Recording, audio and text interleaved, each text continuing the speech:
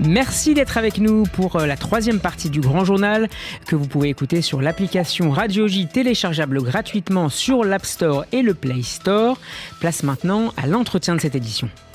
Radio J, l'invité du Grand Journal au micro de Steve Nadjar.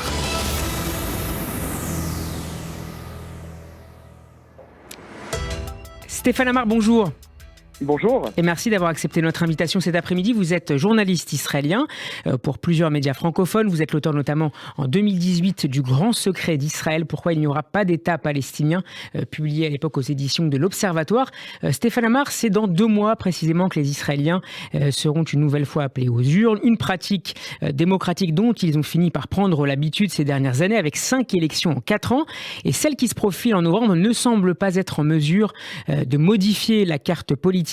Est-ce qu'une 6e élection est déjà une hypothèse sérieusement envisageable en l'absence de majorité absolue à la Knesset ? Alors d'abord, est-ce qu'effectivement il y aura une coalition stable à l'issue de ces élections ? Effectivement, ce n'est pas sûr du tout, puisque le pays reste scindé en deux entre les pro-Bibi et les anti-Bibi, pour reprendre le surnom de Benjamin Netanyahou, l'ancien Premier ministre.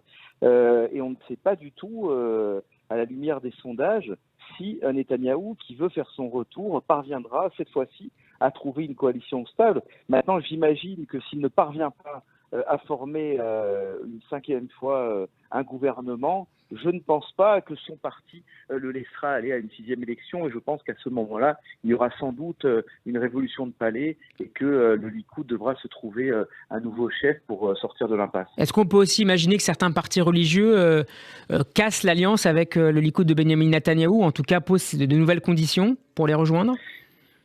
Alors c'est possible, c'est effectivement une hypothèse, même si c'est peu probable, puisque en face de Netanyahou, il y a Yair Lapid, et que Yair Lapid est issu d'une tradition laïcarde.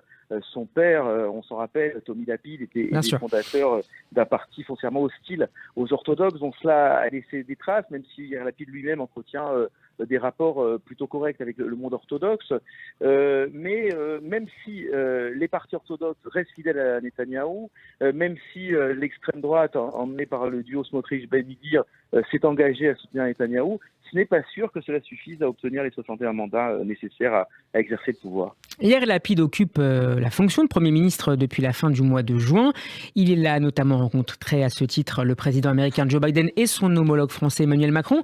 Stéphane Amar, est-ce que ces 5 mois à la tête de l'exécutif israélien contribuent selon vous à forger favorablement sa stature politique d'homme d'État face au très expérimenté Benjamin Netanyahou ? Alors, je vais vous livrer un sentiment qui est personnel et oui, qui est exempt de toute lecture partisane. Il est certain qu'en tout cas, ce que démontre Yair Lapid, c'est que cette idée selon laquelle, après Netanyahou, ce serait le déluge, selon laquelle il n'y a que Benjamin Netanyahou qui est capable de diriger l'État d'Israël, il est évident que cette conception, on a pris un coup, d'abord évidemment avec Naftali Bennett, mais ensuite aussi avec Yair Lapid. Alors Naftali Bennett, c'est un profil qui était assez proche de celui de Netanyahou, parce que c'est un ancien de la Sayeret Matkal, l'unité d'élite. Il avait dirigé des startups qui ont très bien réussi. Mais Yair Lapid, qui lui est issu plus du monde médiatique, du monde de la littérature, s'est montré aussi capable, effectivement, à la fois de faire face à l'offensive du djihad islamique, on s'en souvient au début du mois d'août. Il a reçu tout à fait correctement Joe Biden. On voit que les résultats économiques sont excellents, que dans l'affaire du nucléaire iranien, eh bien, Yair Lapid se bat. Il a refusé, dans un autre domaine, de recevoir la ministre des Affaires étrangères norvégienne parce qu'elle avait appelé au boycott des produits des colonies israéliennes. Donc on voit que oui, effectivement, c'est un Premier ministre normal, je dirais, qui sait administrer le pays, qui ne fait pas honte à l'État d'Israël. Et donc que le jeu reste très ouvert, qu'il a une crédibilité tout à fait intacte pour briguer la poursuite de son mandat de Premier ministre. Comme à chaque fois en Israël, et d'autant plus dans un temps où les grands partis ne disposent plus de 40 sièges à la Knesset, la constitution des coalitions est décisive. À droite, on en a dit un mot tout à l'heure, est-ce que Benjamin Netanyahou sera contraint, selon vous, de faire alliance avec le ticket de droite dure Itamar Ben-Gvir, Bezalel Smotrich pour espérer revenir au pouvoir ? Oui, ça c'est absolument indispensable. Il a besoin, je disais, à la fois de ce duo, Smotrich et Itamar Ben-Gvir, et également des voix des ultras orthodoxes. C'est au moins le minimum. Le problème, c'est que dans le passé, Benjamin Netanyahou a formé des coalitions avec Yair Lapid, il a formé des coalitions avec Avigdor Lieberman, il a formé des coalitions avec Gideon Sa'ar à l'intérieur, et que ces trois hommes qui représentent une part non négligeable de l'électorat de droite et de centre-droite, eh bien, ne veulent plus travailler avec Benjamin Netanyahou, d'où le blocage auquel on assiste ces dernières années.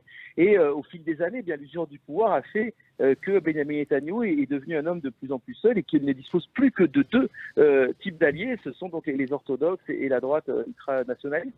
Et c'est ce qui fragilise donc sa capacité à former une coalition, parce que même s'il arrivait à rassembler et que ses partenaires et lui-même réalisaient un bon score à l'issue du scrutin du 1er novembre, il aurait tout de même une coalition extrêmement étroite, de 61, 62, maximum 63 députés, et il n'est pas sûr que ça lui permette de tenir plusieurs mois ou encore moins plusieurs années. Merci beaucoup Stéphane Amar d'avoir été avec nous. Je rappelle que vous êtes journaliste israélien et je vous redonne le titre de votre dernier livre paru aux éditions de l'Observatoire, Le Grand Secret d'Israël. Pourquoi il n'y aura pas d'État palestinien. Entretien à réécouter en podcast sur notre site radioj.fr. Shabbat shalom à vous et à très bientôt sur Radio J. Merci, Shabbat shalom. Au revoir. Au revoir.